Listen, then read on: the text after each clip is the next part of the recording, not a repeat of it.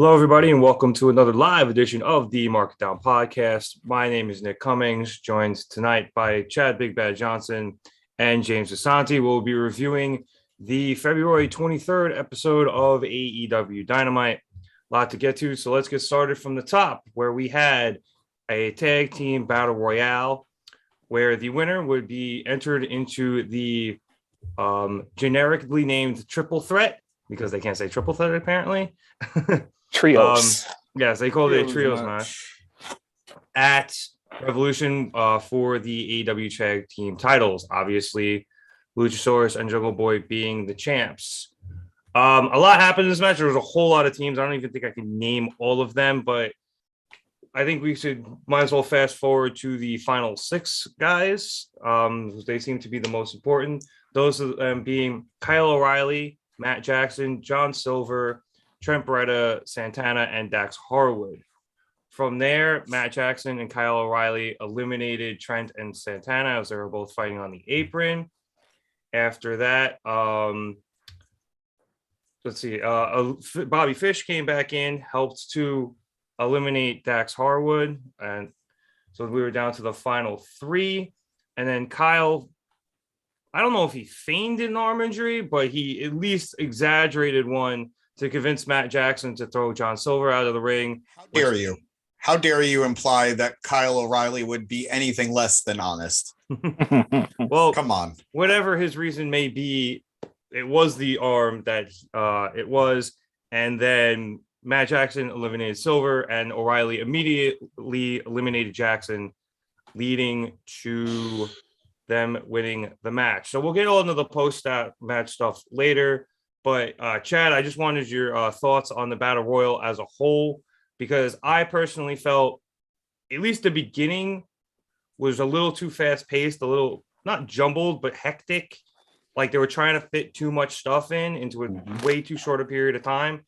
But then once we got down to like those final 10 guys and then eventually the final six, I thought it worked a lot better.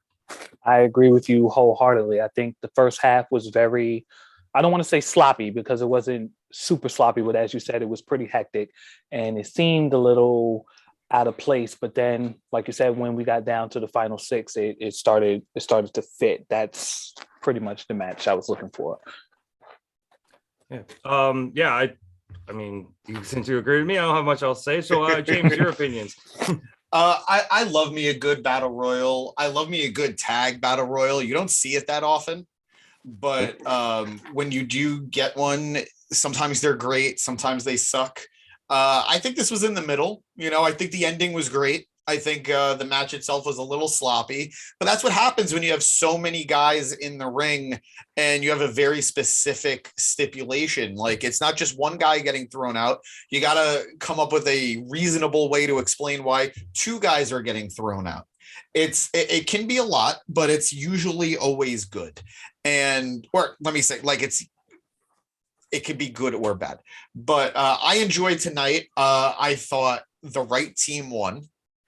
I don't know if we said who won yet, but Red Dragon won.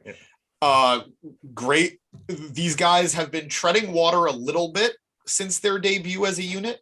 They needed a big win to solidify, their dominance. This was a great way of doing it, and they had great competition to do it. You have teams like FTR, you have teams like the Young Bucks, you have the Dark Order, you have so many great teams, and they looked great. And you got a lot of personality out of basically the last 4 to 5 guys. Agreed. Yeah, despite the fact that it was very chaotic in the beginning, you did see a lot of storylines continuing. You had stuff with Matt Hardy and Private Party there. You saw some, and his continued frustration with Butcher and the Blade as well. Hardy's, that is. You had later Trent and Santana had a standoff, and that harkened back to their street fight a few years ago, or maybe a year ago at this point. Whatever it was, you know what I mean? Which was a great moment, and the crowd reacted as such. So you had a lot of stuff there that like helped the match. So, but I think I agree with you, James. It was very down the middle in terms of tag team battle royals, which can get confusing. I don't think it was as good as the one where Matt Jackson won. That's the only other one I can recall that was a tag team battle royal in AEW, but it was still good. And the end definitely turned me around on my feelings, towards the match. I agree. And then now we get to what happened afterwards. So after the match, the Bucks and Red Dragon were very upset with each other. They were accusing Red Dragon of, turning on them after they had seeming some semblance of a alliance throughout the match. So after that, Hangman comes down, makes a beeline for the ring, and just starts beating the shit out of Red Dragon. The Bucks look at him. They're not sure if they should help. They decide to leave. Adam Cole then comes down for the save of Red Dragon, and he does so, but Hangman immediately turns the table. He's about to line up for the buckshot. Red Dragon pulls him out. John Silver, who's still out there after being eliminated, then hits a diving cannonball off the apron into Red Dragon, throws Kyle O'Reilly into the ring, who then eats a buckshot lariat. And then we get story time with Adam Page, baby. Loved it. Yeah, he cut a great promo, told a wonderful story. I'm not even going to try to do it justice by recounting it, but it was unbelievable. And it just captured everything that I think this feud for the next couple of weeks, James, and then this match at Revolution is going to be. I love any story that involves the Elite usually. I love it when there's a little bit of a Bullet Club flavor, which we're kind of getting, let me just say, I was a little disappointed there was no Jay White. A little disappointed about that. But I love that there's been this slow build, this tumult between these members of the Undisputed Elite, the Super Elite, whatever the hell you want to call them. I'm loving this story, and I think that we're missing a couple of pieces. Like, we're missing Kenny. We're missing, like I said, Jay White wasn't there. But overall, the story has been delivering. It's a matter of what is Adam Cole going to do? Who is he going to choose? I think we all have an idea of what he's going to do. And we have an idea where certain pieces are going to align. But the drama is there. It's the first time in a while where I feel the Bucks are involved in a story that actually matters for them. They're not just a piece of somebody else's story. Like, yeah, Adam Cole is at the center of this, but the Bucks are a equally important part, as are Red Dragon. So good story. I can't wait for more to come. I think the Bucks are winning next week's match. I think the Bucks are all arrows lead to that. Right. So I would assume the same. The backstage segment later in the show certainly seemed like they were going to win. Yeah. So it'd be a real swerve if they don't, and maybe Red Dragon costs them that match next week, further screwing them out of a tag team title shot. But no matter what, yeah, I'm very excited. I love this stuff. I love it. Yeah. You also see, going back to that backstage promo later in the show chat, a very exasperated Adam Cole, where he really wants these two guys to come together, but it almost doesn't seem like he's trying to have anybody turn on. He wants them to coexist. But now with the two of them constantly fighting, and he's got Paige he's trying to go after to win this title, he's in a rough spot here.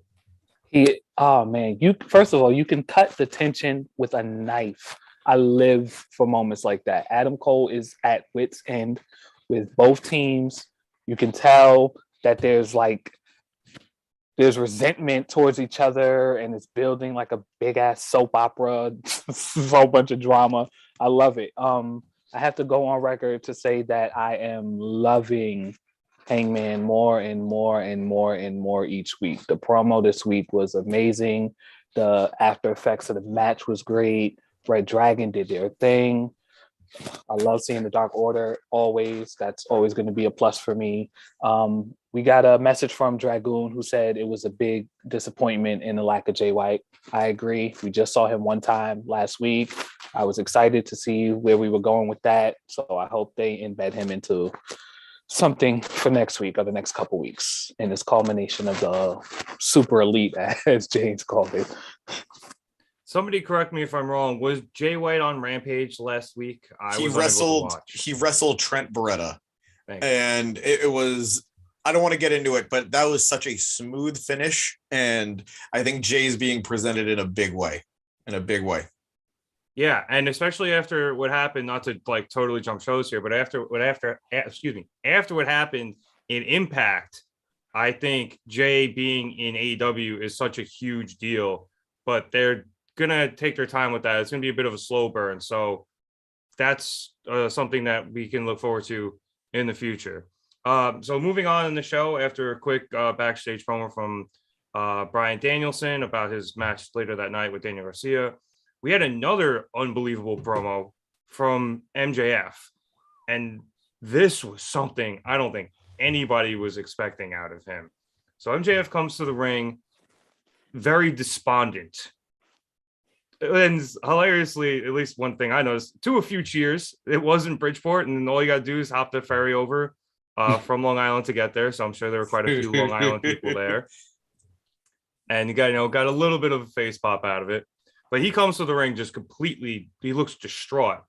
And he comes out and gives an insanely heartfelt and surprisingly vulnerable promo about being bullied in high school after making the football team, being made fun of because he's Jewish, and then tying it back into him meeting CM Punk later that night and wanting to then become the best in the world like his hero.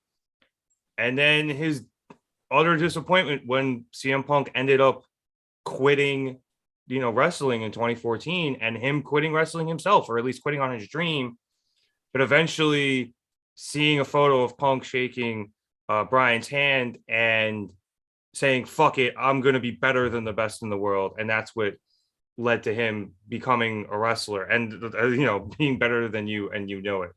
Punk comes down both angry and confused, I think would be a decent word, asks MJF if that was true.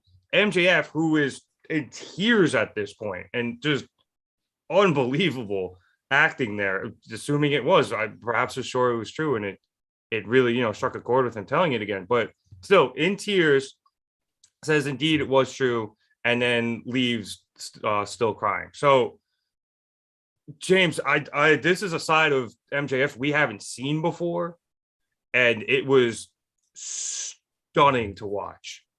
It's interesting because I've always considered myself a fan of MJF's work. I hate him the way I'm supposed to. Right. He gets under my skin. He irritates me, and it's to the point that it pushes me off of him. Like I don't want to see him. Not like go away heat, but it's just like, oh, this dickhead again. And I don't want to say because he's a babyface or he cut a very babyface like promo tonight that, oh, that's why I care about him. But no, he showed a range that I went from being a fan of his work to being a mark for this guy. He delivered a promo that only a star could deliver. He delivered it in a way that made me care about little Maxwell when he was a kid who felt abandoned by his hero. And Punk sold it beautifully. Punk came out and asked him, is this real? Are you being honest right now? And MJF just left, literal tears in his eyes. It was beautiful. I think I had a buddy tell me that who was at the show tonight. It felt like this was MJF's audition to show us that he could be a good babyface down the road. And I don't know if I'm ready for that, but I can tell you, no matter what, MJF has my support. As a wrestler, I want to see where this guy goes. I think he can deliver in a way that few guys can. And this is my bold statement of the night. I would sacrifice every other pillar in AEW to keep MJF happy and to keep MJF in AEW. Even Britt? He's that good. Even Britt. Even Britt. I'm sorry, Britt. I hate dentists anyway, but man, this is a star. This is a star that's just waiting for a championship. Yeah, shout out Ryan, by the way, who's at the show. I saw somebody on Reddit say it was MJF's villain origin story, and he told us tonight. That's why he is the way he is. I'm just so stunned at what happens. Like, you could hear the crowd chat, like they were booing him in the beginning. Yeah. And then he reached a certain point in the story where probably around the time where he was like, oh, and the guys threw rolls of quarters at me and told them, pick them up, Jew boy. Like, not language that we condone here on the Market Down podcast, by the way. Yeah. That's why I hesitated saying it, but I wanted to make sure to just convey the pain he was showing. It was around that point though, Chad, where you could tell the crowd was just like, wait a minute, he's serious here. Like, he's not gonna like swerve us and start, being a dick again. Like, he's telling a really truthful, impactful story. Where do I start? I was speechless for most of the promo, and then I thought to myself, I'm like, oh shit, you're still watching wrestling. You gotta I haven't seen such like artful storytelling in a while. That promo hit harder to me than any promo I've seen thus far for a really long time. I mean, when I say I thought I was watching Young and the Restless circa 1994. I was in amazement. Like, I knew he could cut a promo. We all know he's a great character. He has personality and charisma for days, but like, it was so capturing and dazzling, and like, to even show that he's a human after we've all just clarified that he's a dick, period. Like, just that touch of emotion. I said it in the Market Down group chat. Give that man anything, whatever he wants, give it to him now. He is the best of the best, the cream of the crop. Punk did what he was supposed to do as a seasoned veteran. He held it down, but MJF, man. MJF. I don't think it could be said enough. Just, this is a young kid. He's not in his 30s. He's not even in his late 20s. This is a guy who has his entire career ahead of him, God willing. And he's only going to get better. He's used so sparingly and he's used so wisely that they're just grooming him to be a name in the wrestling industry for a long, long time. I'd also like to acknowledge the comments. Dragoon, world champion MJF, he doesn't think this is a babyface turn. I agree, but this is definitely showing a different shade of MJF. Something, for the first time, we have a reason to feel sympathetic towards this dickhead. I'm going to keep calling him. He's from Long Island. He can be a dickhead. It's fine. You can be a sympathetic dickhead. We're still fighting with Long Island. It's fine. Exactly. Yep. Till I die. Fuck you, Long Island. I make sure to get that in there because Danny's not here tonight. I'm gonna move there next year. Who knows? Whatever. And then Danny's gonna get to fight you. And Anthony, MJF is the best heel since WWE Punk, in my opinion. That is a bold claim, sir. But I'm sure both men involved in tonight's segment are happy to hear that. Yeah. Just to wrap things up on this, I was feeling the same way as a crowd because I was fully expecting at some point for MJF to turn it and just start being that asshole that we all know him to be. Right. And it just never came. And I was just like, holy shit. Let me just add that since Dragoon is speaking in the chat, I do think we are being manipulated. However, I don't care anymore. I'm brainwashed. I'm here. I don't care if he's face, heel. I don't care if this was just to get Punk out and play mind games. This shit was beautiful. Mwah, chef's kiss. Yeah. And in answer to your question, Anthony, about whether or not they're going to put the title on MJF soon, it's tough to tell. Like, I agree with you that there are a lot of other contenders that Page should probably face before it gets to him. But I think I speak for the pod here, where we all think that MJF is eventually going to take it off Page. It's just the only thing that makes sense right now. Whether or not they just capitalize on how hot he is right now is a completely different story. All right. Speaking of hot, I got to go back a little bit. I just got to say, Hangman was wearing the shit out of that shirt tonight. The dude looked good, and I'm not afraid to say it. He looked great. We're crossing streams a little bit, but that's fine. Hangman, you looked hot, man. You looked hot. But yeah, I also think MJF is going to be the guy to take the title off Page, and we don't think Page here on the pod. We don't think Page is going to have a long title reign. We wouldn't mind it if he did, but we think it's going to be a bit of a quick one. I think it's going to be comparatively. I think it's going to be longer than the rest of you guys think it is. But yeah, it's not going to be long as like Moxley. I'm actually with you. I think it's going to be longer than we all thought. However, just can you guys imagine the illustrious painting of MJF and Hangman? That's going to be what a time to be alive. We're getting there. Yeah, I mean, we're getting there. What do we think? Like next pay-per-view? So what, like 3 more months? It's possible. I think in 3 months you could have Hangman go through at least another contender, maybe 2 on TV. But I don't want to count the days on this title reign. I just want to enjoy the ride, and I want to enjoy what's coming next for MJF. And we can't forget he wasn't on TV tonight, but Wardlow is somewhere waiting for whatever is lurking for an opportunity to get under that man's thumb. Yeah, no, and I know like you said, he wasn't on TV tonight, but I'm hyped for whenever that happens. Definitely. But let's move on here to the next thing, which was the Kings of the Black Throne against Death Triangle. So we had Pac come out by himself, not with the whole Death Triangle music and Titantron and stuff. And then we had the reveal of Penta Oscuro, which is basically just Pentagon Dark.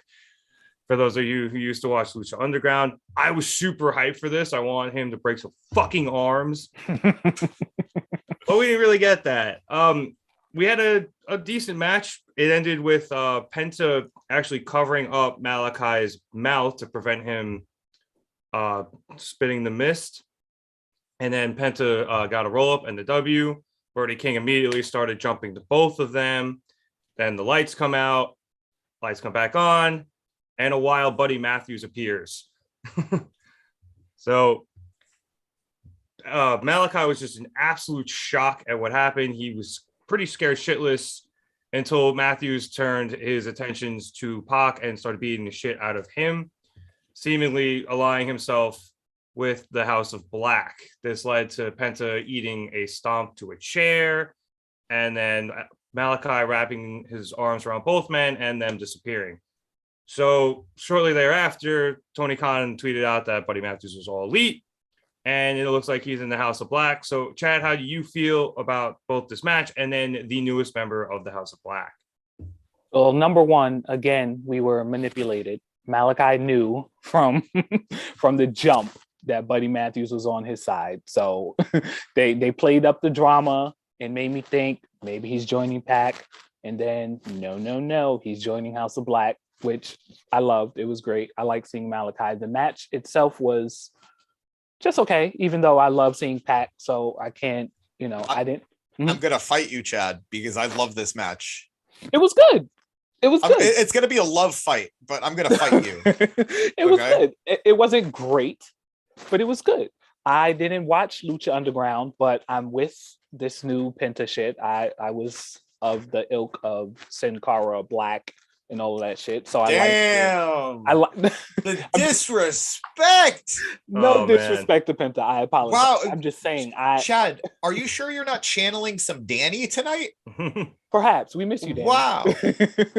Chad, just to cut you over, like, do you have to understand? Lucha Underground was like insanely violent. Like, Penta Dark broke Kairi Sane's arm in that show. She wasn't Kairi Sane on the show, but like he broke her arm like in kayfabe. Oh, and so I have some research to do. And I think what's her name in NXT?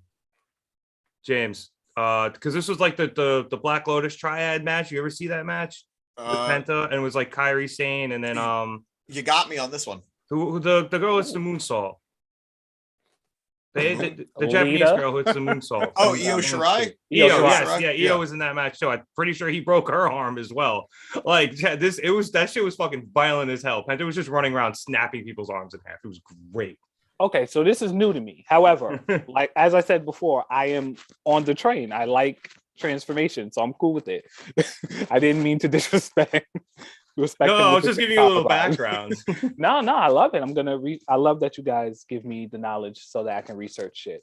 But yeah, the match was good. The after effects were amazing. I like Buddy Matthews. I was gonna call him Buddy Murphy. I'm sorry.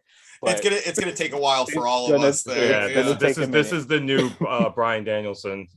But House of Black is looking stacked, man. It's looking strong. And I don't think it's going to stop anytime soon. I think we're going to see another member or two shortly. After you guys told me earlier, I'm the hypest to see that one if that happens. Yeah, it could be quite the swerve. He said the thing. Maybe I don't know. I still think they're gonna add the cheerleader at some point too. Julia Hart. I hope so for her sake, because otherwise, what the fuck? Like, who cares if she doesn't? She's rolling with Biff Bifferston or whatever that is. Who the fuck is Biff Bifferson? I feel like you started to make Back to the Future reference and just completely lost where you were going with Brian Pillman and Griff Garrison. Oh, that's his name. Who the fuck is Griff Garrison? I still want to know who the fuck Biff Garrison is. But tag me in, coach, because I want to talk about this match, please. I was going to by saying I thought it was a very good match, but I was just disappointed nobody got their arms snapped. So you got to build to it. On it. You got to build to it. I know there wasn't even a tease. But go ahead, James. I loved the match. I think it had spot of the night for me, where Brody put Pac on Penta's shoulders, chopped him, and made Pac do a Frankensteiner to Penta. I can't remember the last time I saw something that creative that felt so natural. It was a great spot with three talented guys. I love the finish where Penta just made Malachi choke on his own mist. I don't think I've ever seen that before. I did love that. I absolutely loved it. We got to give a little shout out to Alex Abrahantes for completely transforming himself to stay in line with Penta's new character change. The guy went from QVC salesman to the new pallbearer. And he's like a new druid of some sort. I don't know. I love it. It's weird. Good for Alex. I want it. I do have one nitpick for the night, which is it's weird to debut Penta with this new gimmick that is supposed to be darker and scarier and more powerful and intimidating. And he wins the match, which is great, but he loses the war. He gets bodied by the House of Black. And it wasn't even because Buddy Matthews came in and surprised us. He was getting destroyed by Brody after the match. He was about to get decapitated by his own shovel until Buddy showed up. I didn't know Triple H was in this picture, but there we are. So it was a bit of a weird time to do this, but I get wanting to bounce off of the mist. And yeah, Buddy is a great talent. He is going to have banger after banger in AEW. There is so much talent there for him to wrestle, and I am so excited. And what was interesting was the little apprehension. He wasn't gung-ho about putting Penta's head in the chair. That might come into play later. Maybe he's not going to stick with the House of Black. Maybe he gets replaced by somebody else. Either way, there's a lot of history there. This was the best way to debut him. I was so happy to hear him get his name chanted. This was a great night for Buddy Matthews. Yeah. I can understand the hesitancy after, all of their wars back in WWE.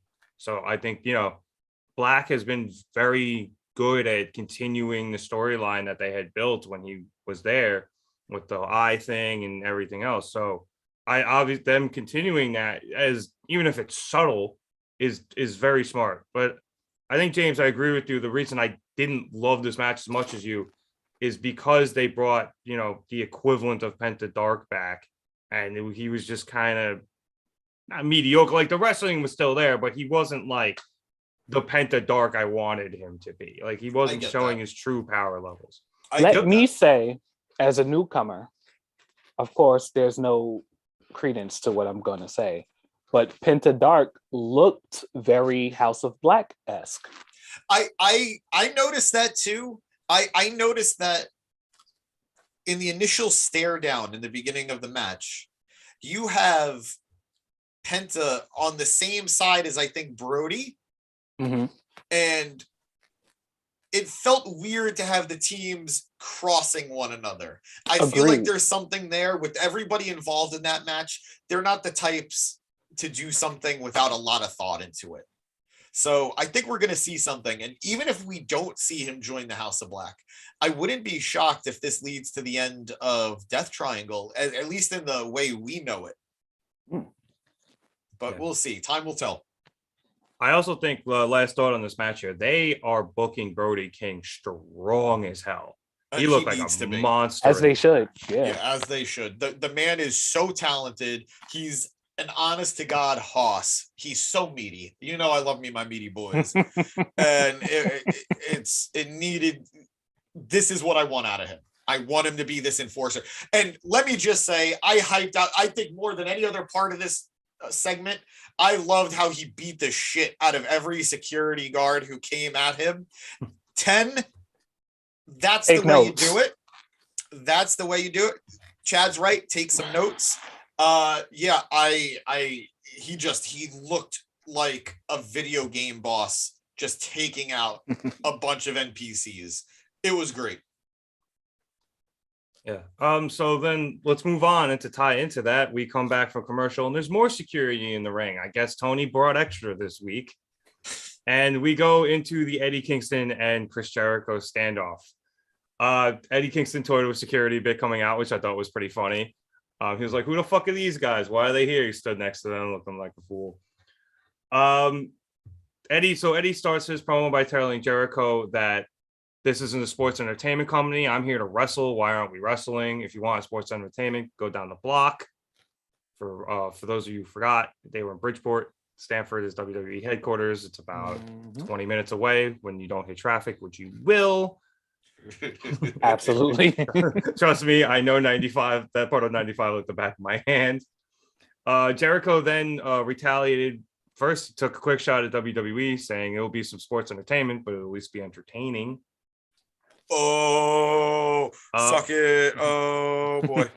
And then continues to berate Eddie. Not berate Eddie, but he was like, I didn't know who you were when you were coming, even though everyone's really excited for you. And then you made a crack at Cody, saying you had your match and your promo against what's his name. I would love that if moving forward, anytime anything Cody ever did in AEW is just referred to as old what's his name. I'm cool with that. Like the old what's his name verse. Yeah. I guess outside of like Excalibur saying like a title reign. Yeah, if every wrestler just no. 3-time TNT champion. Old what's his name?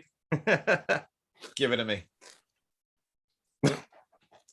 There we go. So after that, Eddie eventually challenges Jericho at Revolution. Jericho is accepted, and we're gonna get that match. Eddie tells Jericho not to bring the one who was in, the Mimosa match, the one who got thrown off the cage by MJF, but the one who was the first AEW champion, the one who turned WCW upside down, the one who was hated by, quote, your buddy Levesque, aka Triple H. And then Jericho said that Eddie couldn't win the big one, and he was the big one. So, and he saw all the fear in Eddie's eyes, and then hit my music and left. I know we had some mixed reactions about this in the group chat. James, I'll start with you.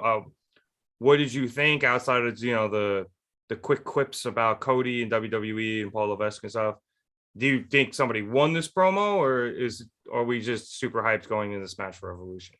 I think roughly Jericho won it because he was consistent. Eddie didn't really pick it up until the end of the segment.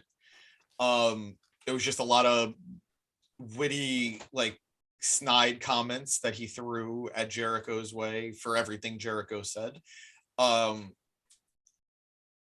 Yeah, I like the segment. I didn't love it. Not that it was bad.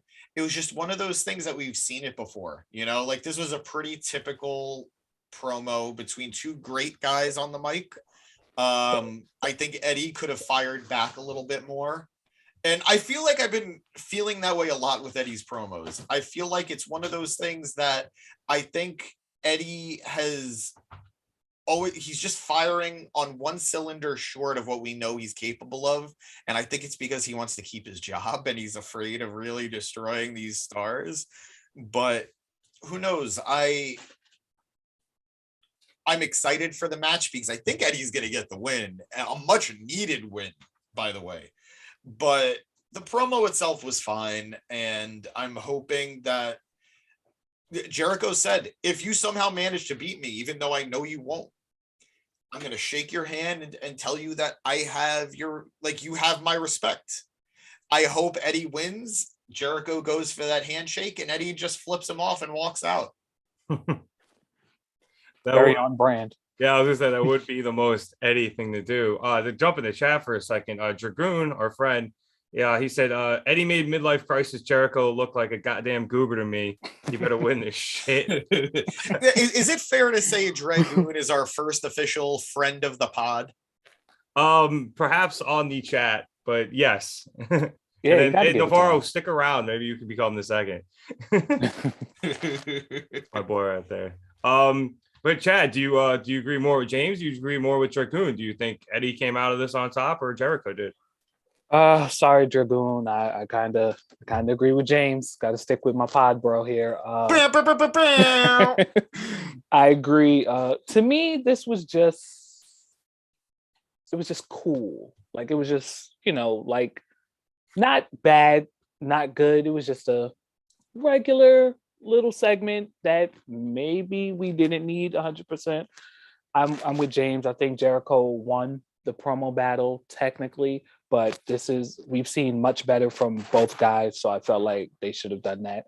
But either way, I am looking towards the match, and I'm with Dragoon on that part. Eddie better win this shit, because if anyone needs a win, it's Eddie goddamn Kingston. That's fair. I liked everything Jericho said. I thought Jericho probably won, but more won this year. And I don't like saying somebody won a promo usually, but I thought he did better, because it feels like Eddie just sometimes says things without saying anything, at least of late. And I know he can say things, and I know he could do better. And you're right, James. It does feel like he's holding back something, which is disappointing.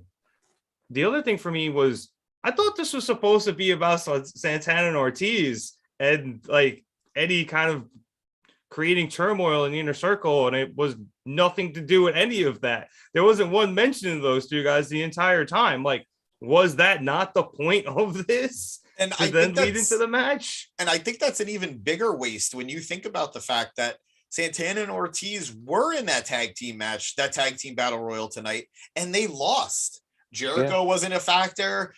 Eddie wasn't a factor. They just lost. And why didn't Jericho touch on that? Why didn't Jericho mention the fact that it's not me holding them back, it's them holding them back? They are the reason they lost. That would have added so much fire to this. But just like Sting Triple H started as one thing and turned into another thing, I think that's what this is too. I think you've got two guys who are just great talkers who needed a reason to fight. And now that they have that reason, we're past it, and it's just, let's fight. I don't know. I feel like we kind of skipped step 2. Like we just went straight to step 3, because you can be like, hey, you're fucking with the inner circle here. Like, what the hell? And then Eddie could be like, well, you're holding them back, clearly. And that you're always getting involved in your bullshit. And they don't have the opportunity to rise through the tag team ranks and go after the titles, and then Chris can respond in turn, even mentioning the match earlier, which honestly, I actually thought they were going to win just to advance the storyline, but they decided to go advance another one. But you know what I mean? Like there's something there that you can then get into everything they said in this promo. So I don't know. It just felt weird to me that they just kind of skipped that whole conversation. I don't even know if Santana or Ortiz are going to now be a part of this feud at all, which I think would be disappointing. I thought it'd be important for them to be around, not even to choose sides, but just to give Jericho what for, and again, and just either hash it out or split. We don't really have a true answer, so I don't know. It was just disappointing to me in that regard. Did Chris Jericho talk his shit? Yeah. Did Eddie come really hard at the end there? Yeah, but that I don't know. But let's move on. Let's move on. We had a fairly quick match, at least in my opinion, between Ricky Starks and 10 for the Face of the Revolution match. It ended about 15 seconds after they came back from commercial, it felt like, where 10 locked in the full Nelson, and Ricky pulled on his mask, distracted him, hit the spear, 1, 2, 3, got the win. And I only bring this up, James, because we did not get to add one more big meaty man slapping meat to that match. Oh, I'm sorry. Worst match of the night, worst segment of the night, ruined the pay-per-view for me. Why am I even watching AEW anymore? What's the point? If I can't get my big titty slapping meaty men, what's the point? Explain it to me. Explain it to me. Nobody can. Nobody can. We've seen John Silver, Johnny Hungy, Jamesy Hungy for these meaty men. But no, I got Ricky Starks. Ricky Starks. Thank you. Thank you for nothing, you toothpick. I know you can kick my ass, but I don't care. I wanted my ass kicked by a big meaty man named 10. I'm sorry. I did something happen? I think I blacked out a little. Yes, you gave me what is now going to be my favorite clip of you yelling that you want to eat big meaty men. There's that. Pause. That clip will be available to download on all of our social media accounts. Please like and subscribe. All right. After that, although James, you did get a bit of a big meaty man stare down backstage promo with Starks, Hobbs, and Keith Lee there for a sec. So you're getting some of the big meaty men slapping me. So don't worry. Not enough. Yep. After that, we had what was disappointingly the lone women's match of the night, Jade Cargill for the TBS Championship against the Bunny. Jade had what appears to be one of her toughest tests of her short career so far. Bunny was pretty game. It was okay. It was a little sloppy at times. I like the end. We had 2 ref tosses, so a couple of weapons involved.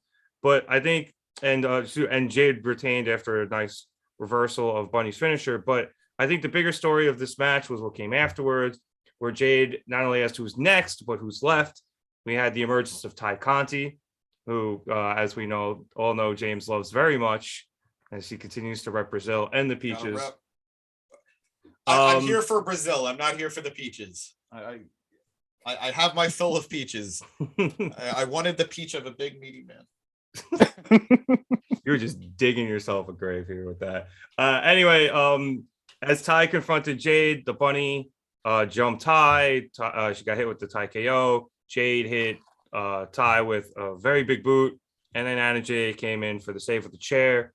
All in all, decent segment, but outside of I think a quick Britt Baker Thunder Rosa promo, like this was the only women's segment, which I found disappointing, James. I agree. Look, it's a recurring problem with AEW. We've all acknowledged it in the past, but it needs to be addressed again. They have a very talented roster of women. This isn't pre-pandemic AEW. This isn't even pandemic AEW. We're past that. They've signed quality wrestlers. Let's see them. There are multiple women's segments going on right now. There are multiple women's storylines going on right now. We do have Britt Baker and Thunder Rosa. We have Serena Deeb and her 5-minute challenges. We have now, thankfully, Jade and Ty. But maybe dedicate some time to them, just a little bit. And it would have been nice to have maybe a further acknowledgement of what's going on with Mercedes Martinez in some way. That would have been cool too. But, you know, I know we're going to be getting some more stuff on Rampage. And I know they are hyping up these matches for the pay-per-view, which is good. But yeah, I agree. I would have preferred one more women's match tonight, or at least one more women's segment tonight. Eddie even asked for one during his promo, and he mentioned Statlander, and I was going to say, what happened to the whole Statlander legit Layla Hirsch feud? That was like on for 3 weeks and it just ended. You know, like, did that ever come to fruition? Did that ever? I don't know. Maybe they stuck it on dark. But I think the feud is as short as Layla herself. They're just and not nearly as legit. James is on one tonight. When I don't get what I want, when James goes hungry, everybody suffers. James is hangry.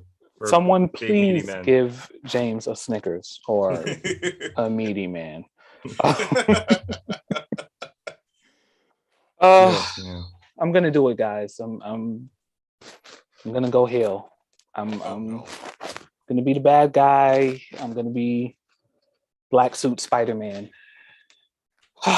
This was, for me, probably 2% off of a train wreck.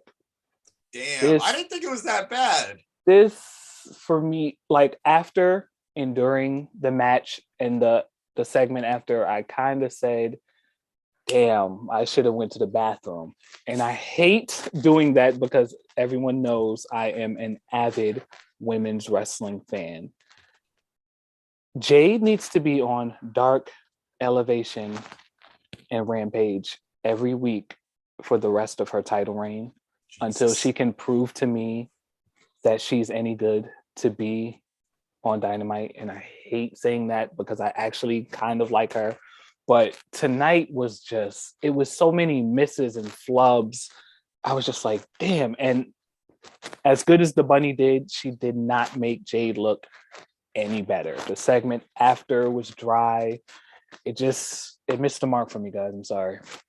Nah, I mean, I've never been the biggest Jade fan. I think she is getting better. I think she is showing some improvement. Like I spade a spade. I do see the progress. Yeah. But I mean, she's still so raw. Exactly. Yeah. She's very green. She's as green as her hair right now. And green like money. That's the thing. They see money in her. So they're pushing her a little bit further than she should be right now. I don't think it's going to hurt her in the long run. It might turn fans against her, but she's a heel. So if they boo her, they'll take credit for it. But I agree. I want to see, I think once this title reign is over, I think, which who knows how long that's going to be. But once this title reign is over, I do think they need to really spend some time just honing those skills a little bit more. Agreed. But I get it. I get the money they see in her. You know, she as hits a lot of boxes. As athletic as she is, and I mean, she could be a total package. I just wish she had more fluidity, I guess I'll say. And that could be a quick fix. I feel like, you know, take her away for a month and just let her really, really work on it. But as you guys said, she is getting better. So I don't want this to be an attack. I want more. I want better. I mean, Chad, like you said you got up and went to the bathroom, and my first thought is when I saw they were coming back with the Smash, I went, shit, this is the bathroom break match, isn't it? Like I was disappointed in that. I don't want a championship match to be that, but it kind of was, which is unfortunately disappointing. So, you know, it is what it is. But let's get on to the last bunch of sexists here on the Mark. I'm not trying podcast, to be, guys. I'm sorry. These guys do not represent me. I just need that out there. You know, I held it in for that match, guys. I held it in. I went to the bathroom during the commercial break like a real ally. You mean the picture-in-picture commercial break? We're complicating things. Let's move on. Next segment, guys. In my own defense, I did not skip either of the televised nor the picture-in-picture. So get at me, James. Anyway, the final match of the evening was one Bryan Danielson, and I nailed that cleanly against Daniel Garcia. This match was what I expected it to be. It was very technically sound, a lot of there was a lot of hard hitting, some good mat and chain wrestling. I thought Garcia acquitted himself very well, played to his strengths, so that was good. After excuse me, Bryan ended up picking up the win. I think he was the stomps, and then he put him in the choke again, which I'm blanking on because I was kind of setting this up. What choke did he use, James? The triangle choke. Okay, it was a triangle choke. I wanted to make sure. Yes, as he flexed, and I'm not even going to pretend I have muscles. After that, after that 2.0 came down to jump Bryan, Mox eventually made his way to the ring, got 2.0 out of the ring. Garcia grabbed a chair, which Bryan then grabbed and yanked away from him. Garcia gets hit with a paradigm shift, and Bryan grabs a microphone and answers Moxley's call to say, since we can't team together until we've bled together, you've got a match at Revolution, but don't be surprised if you're the only one who bleeds. So we are going to get that match, which I think we're all very excited for, but that is for the future. So let's try to stick in the here and now. James, like I said, I thought Garcia looked good here, and I'm very much enjoying these Daniel Bryan faces the young guys he called out series. I'm in complete agreement. It's funny because when Bryan signed with AEW, like it felt very much in character because we know the type of guy Bryan is. But he said, I'm not here for the young guys. I'm here to fight the best of the best and show that I'm the best of the best. But here we are. He's wrestling Lee Moriarty. He's wrestling Daniel Garcia. I'm sure this is going to continue. And it's been great. It's been great seeing these guys grow in the ring with him. Bryan looked a little bit more in danger in this match than he did in the match with Moriarty, which is great. Garcia had a story arc throughout the match. He went from being a guy who was confident, realized he was in the ring with the dragon himself, Bryan Danielson, got a little nervous, but then found that confidence again and went hit for hit, hold for hold. And that's what I want to see out of these matches. I want to see Bryan bringing something new or bringing something even further out of these kids, out of these guys. And I'm excited now more so for this Bryan Moxley story than I was when it started. I feel like we've got a lot of twists and turns coming, but this match was great. If there's one thing I love more than my big meaty men, it's my technically sound vanilla little people. And because I'm not going to say the M word, I'm not Kevin Nash, but I love these technically sound matches. I love these hard hitting matches. I can't wait for Bryan to do the flex and then somebody break out of it. It's coming. You know, they're building towards it. Mm-hmm. And more of this, more Bryan bringing out the best out of these kids. Yeah. I think obvious Moxley is obvious for breaking out of the triangle with the flex. Yep. But yeah, Chad, I think now we get more intrigue for the building of this possible stable with these young guys and Moxley, which I'm also very excited about. I'm with James. I still think there is a ton of story. It's like the iceberg. I think it's just the tip. There's so many twists and turns that I think are going to occur before we get this stable, which I'm absolutely fine with. Mox looks the greatest I think he's ever looked that I've ever seen him, period. Bryan looks great. He's going to continue looking great week in and week out. He does what he has to do, which is wrestle and kick fucking heads in. We're here for that. This was the first sighting for me of this Garcia guy, and he fucking kept up. He's somebody now that I'm watching like, oh shit, he's violent. I love violence. I'm here for it. But this stable, when we get to it, is going to be needle moving, dare I say. Yeah, I think what Bryan said earlier in the night, that Garcia reminded him of a young him, I after this match, I want to agree with him a bit. He does. He has the violence and the technical wrestling and the mean streak that a young Brian seems to have. Agreed. Although I think, James, you could probably speak more to that than I can. But from what I have seen online and stuff, he definitely does at least remind me of him. There are a lot of similarities between a young Brian and a young Garcia, and I want to see that cultivated. I think Garcia has. I mean, if you're a fan of the Indies, you know that Garcia is killing it in every appearance that he makes. I don't know if we've gotten all of that potential in AEW yet, and that's fair. He's being presented as a young kid in AEW. He's being presented as a rookie who's talented but still needs to develop, and that's cool. But we do know that this kid is capable of a lot, and it just needs to be showcased. Yeah, we've been talking about it. We've been talking about the potential of these kids and what they can get out of being associated with Brian or Mox or whoever. And Lee Moriarty is connected to Matt Sydal, and he's getting stuff from Matt Sydal. Garcia is connected to 2.0, and 2.0 is great. I love 2.0. I want more from them. I think You want to taste? They're not meaty enough, but Rev, you set yourself up for that.